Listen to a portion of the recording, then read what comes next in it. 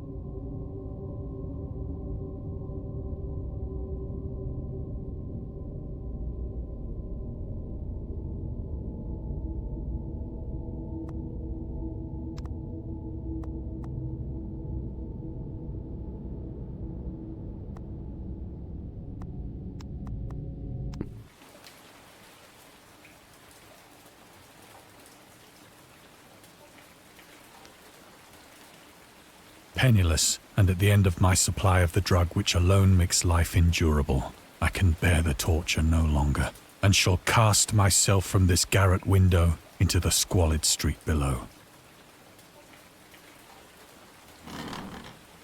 Do not think from my slavery to morphine that I am a weakling or a degenerate.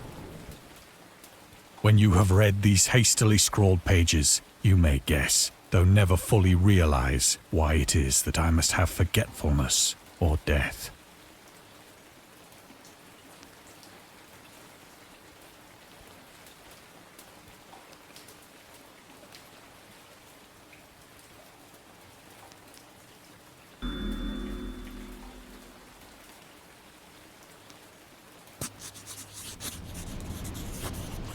It was in one of the most open and least frequented parts of the broad Pacific that the packet of which I was supercargo fell a victim to the German sea raider.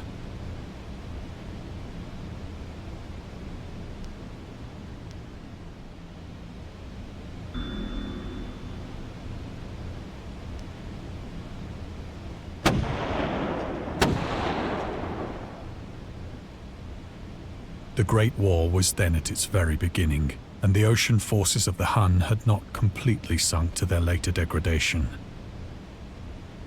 So that our vessel was made a legitimate prize, whilst we of her crew were treated with all the fairness and consideration due us as naval prisoners.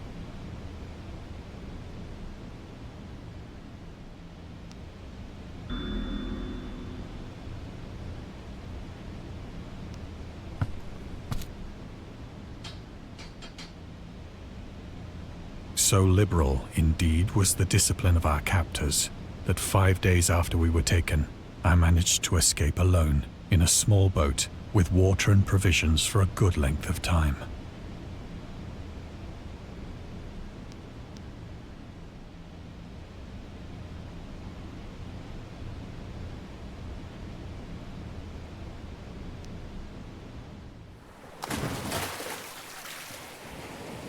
When I finally found myself adrift and free, I had but little idea of my surroundings.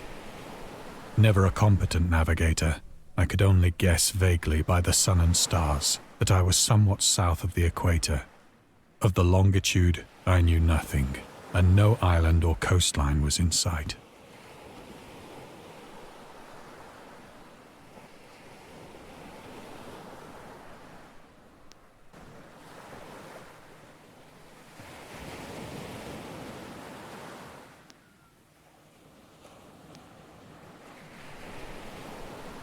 The weather kept fair, and for uncounted days I drifted aimlessly beneath the scorching sun, waiting either for some passing ship or to be cast on the shores of some habitable land.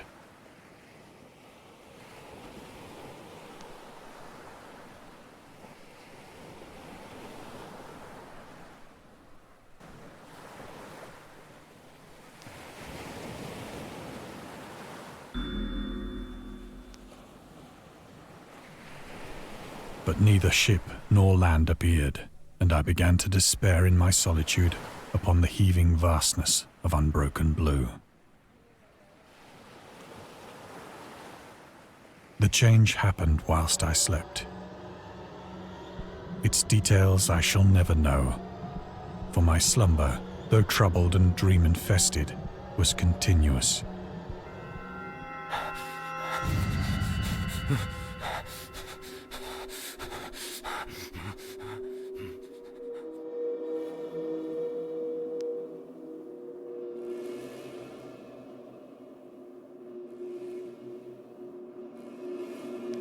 When at last I awoke, it was to discover myself half sucked into a slimy expanse of hellish black mire, which extended about me in monotonous undulations as far as I could see, and in which my boat lay grounded some distance away. Though one might well imagine that my first sensation would be of wonder at so prodigious and unexpected a transformation of scenery, I was in reality more horrified than astonished. For there was in the air, and in the rotting soil, a sinister quality which chilled me to the very core. The region was putrid with the carcasses of decaying fish, and of other less describable things which I saw protruding from the nasty mud of the unending plain. Perhaps I should not hope to convey in mere words the unutterable hideousness that can dwell in absolute silence and barren immensity. There was nothing within hearing, and nothing in sight save a vast reach of black slime. Yet the very completeness of the stillness and the homogeneity of the landscape oppressed me with a nauseating fear. The sun was blazing down from a sky which seemed to me almost black in its cloudless cruelty, as though reflecting the inky marsh beneath my feet.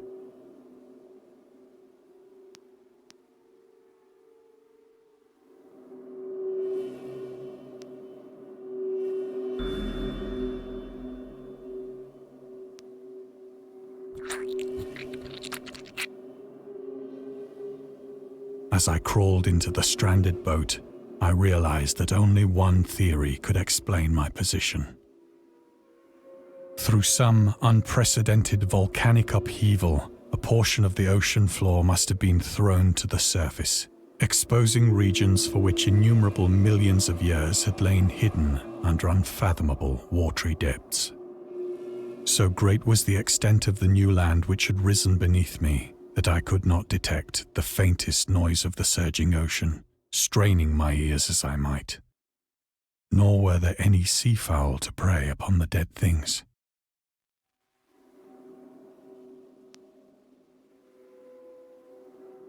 For several hours I sat thinking or brooding in the boat, which lay upon its side and afforded a slight shade as the sun moved across the heavens. As the day progressed, the ground lost some of its stickiness and seemed likely to dry sufficiently for traveling purposes in a short time. That night I slept but little, and the next day I made for myself a pack containing food and water, preparatory to an overland journey in search of the vanished sea and possible rescue.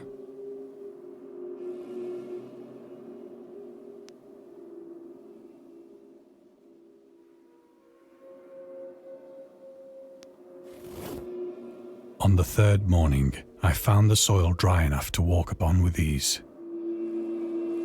The odor of the fish was maddening, but I was too much concerned with graver things to mind so slight an evil, and set out boldly for an unknown goal.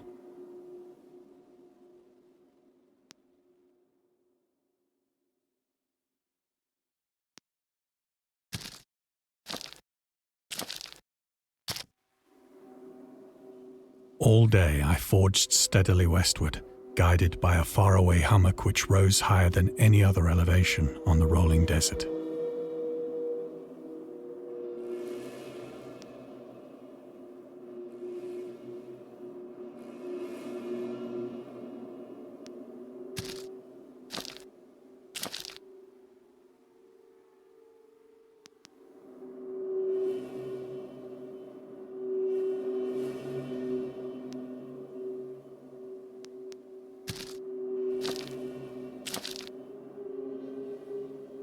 That night, I encamped, and on the following day still travelled toward the hummock, though that object seemed scarcely nearer than when I had first espied it.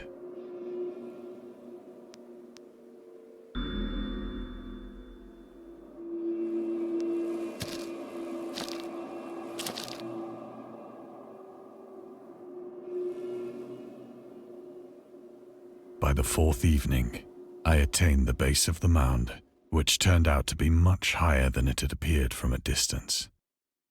An intervening valley setting it out in sharper relief from the general surface. Too weary to ascend, I slept in the shadow of the hill.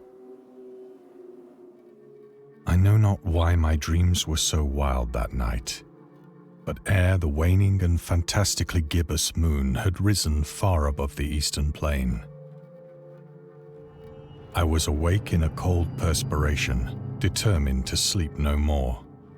Such visions as I had experienced were too much for me to endure again, and in the glow of the moon I saw how unwise I had been to travel by day. Without the glare of the parching sun, my journey would have cost me less energy. Indeed, I now felt quite able to perform the ascent which had deterred me at sunset. Picking up my pack, I started for the crest of the eminence.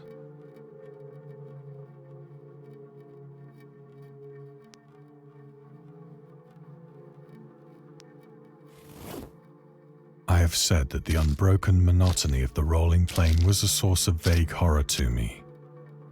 But I think my horror was greater when I gained the summit of the mound and looked down the other side into an immeasurable pit or canyon, whose black recesses the moon had not yet soared high enough to illumine.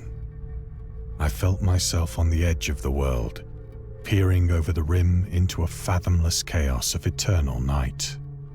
Through my terror ran curious reminiscences of Paradise Lost, and of Satan's hideous climb through the unfashioned realms of darkness. As the moon climbed higher in the sky, I began to see that the slopes of the valley were not quite so perpendicular as I had imagined.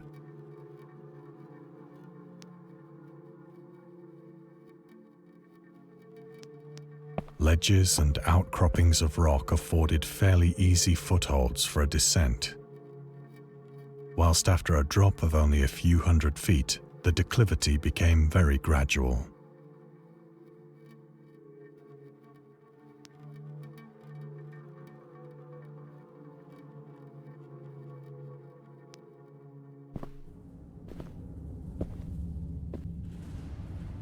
Urged on by an impulse which I cannot definitely analyze, I scrambled with difficulty down the rocks and stood on the gentler slope beneath, gazing into the Stygian deeps where no light had yet penetrated. All at once, my attention was captured by a vast and singular object on the opposite slope, which rose steeply about 100 yards ahead of me. An object that gleamed whitely in the newly bestowed rays of the ascending moon.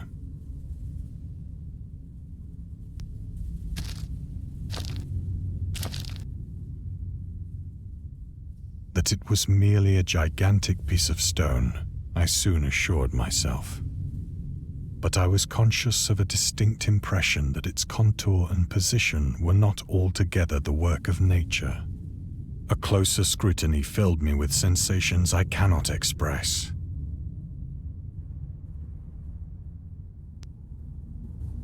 For despite its enormous magnitude, and its position in an abyss which had yawned at the bottom of the sea since the world was young, I perceived beyond a doubt that the strange object was a well-shaped monolith, whose massive bulk had known the workmanship and perhaps the worship of living and thinking creatures.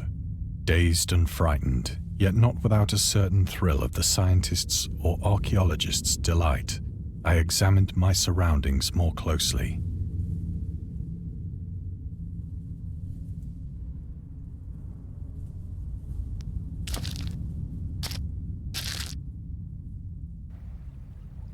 The moon, now near the zenith, shone weirdly and vividly above the towering steeps that hemmed in the chasm. and revealed the fact that a far-flung body of water flowed at the bottom, winding out of sight in both directions and almost lapping my feet as I stood on the slope. Across the chasm, the wavelets washed the base of the Cyclopean monolith, on whose surface I could now trace both inscriptions and crude sculptures.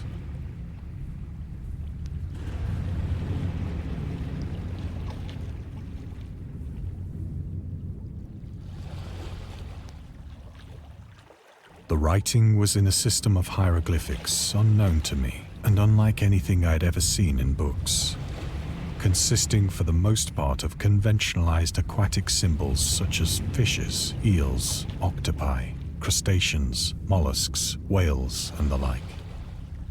Several characters obviously represented marine things which are unknown to the modern world, but whose decomposing forms I had observed on the ocean-risen plain. It was the pictorial carving, however, that did most to hold me spellbound.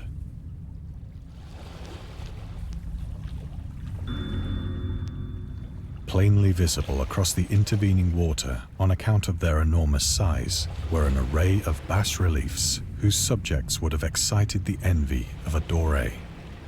I think that these things were supposed to depict men, at least a certain sort of men, though the creatures were shown disporting like fishes in the waters of some marine grotto, or paying homage at some monolithic shrine which appeared to be under the waves as well. Of their faces and forms I dare not speak in detail, for the mere remembrance makes me grow faint, grotesque beyond the imagination of a Poe or a Bulwer. They were damnably human in general outline, despite webbed hands and feet, shockingly wide and flabby lips, glassy, bulging eyes, and other features less pleasant to recall. Curiously enough, they seem to have been chiseled badly out of proportion with their scenic background. For one of the creatures was shown in the act of killing a whale, represented as but little larger than himself. I remarked, as I say, their grotesqueness and strange size, but in a moment decided that they were merely the imaginary gods of some primitive fishing or seafaring tribe. Some tribe whose last descendant had perished eras before the first ancestor of the Piltdown or Neanderthal man was born. Awestruck at this unexpected glimpse into a past beyond the conception of the most daring anthropologist, I stood musing whilst the moon cast queer reflections on the silent channel before me. Then, suddenly, I saw it. With only a slight churning to mark its rise to the surface, the thing slid into view above the dark waters. Vast, Polyphemus-like and loathsome, it darted like a stupendous monster of nightmares to the monolith, about which it flung its gigantic scaly arms, the while it bowed its hideous head and gave vent to certain measured sounds.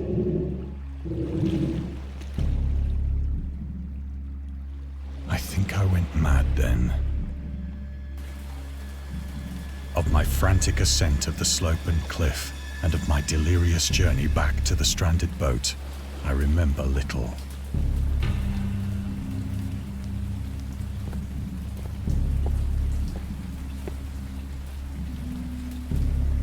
I believe I sang a great deal and laughed oddly when I was unable to sing.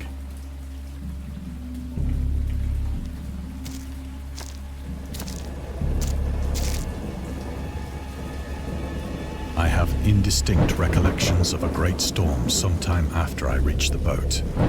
At any rate, I know that I heard pearls of thunder and other tones which nature utters only in her wildest moods.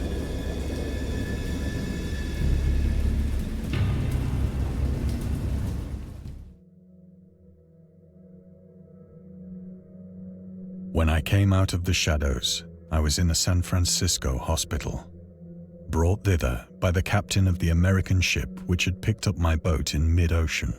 In my delirium, I had said much, but found that my words had been given scant attention. Of any land upheaval in the Pacific, my rescuers knew nothing. nor did I deem it necessary to insist upon a thing which I knew they could not believe.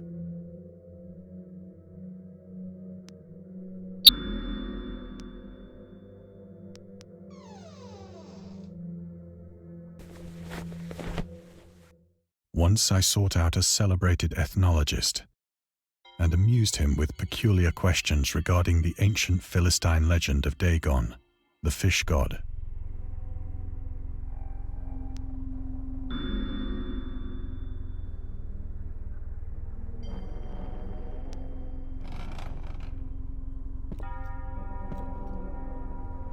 But soon perceiving that he was hopelessly conventional, I did not press my inquiries.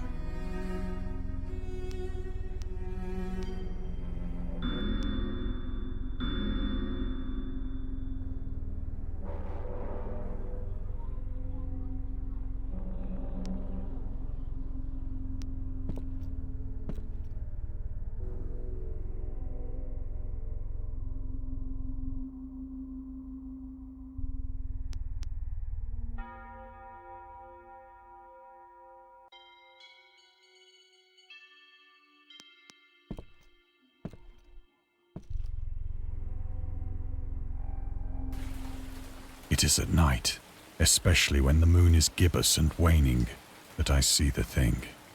I tried morphine, but the drug has given only transient surcease and has drawn me into its clutches as a hopeless slave. So now I am to end it all, having written a full account for the information or the contemptuous amusement of my fellow men.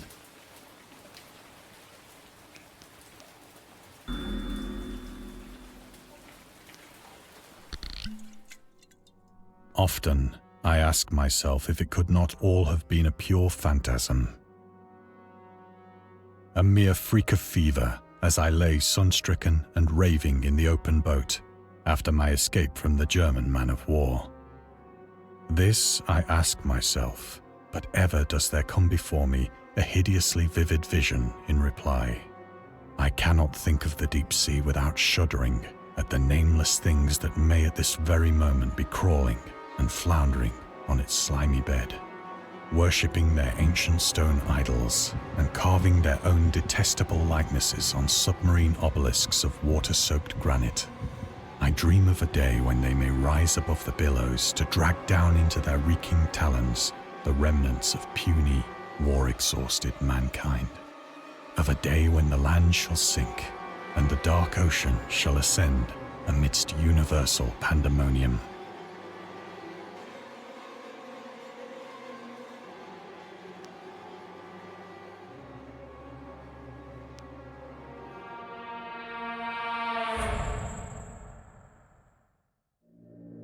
The end is near. I hear a noise at the door, as of some immense slippery body lumbering against it.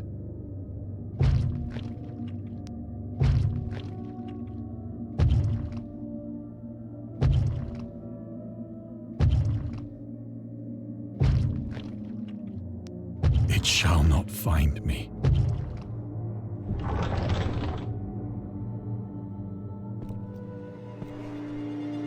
God, that hand!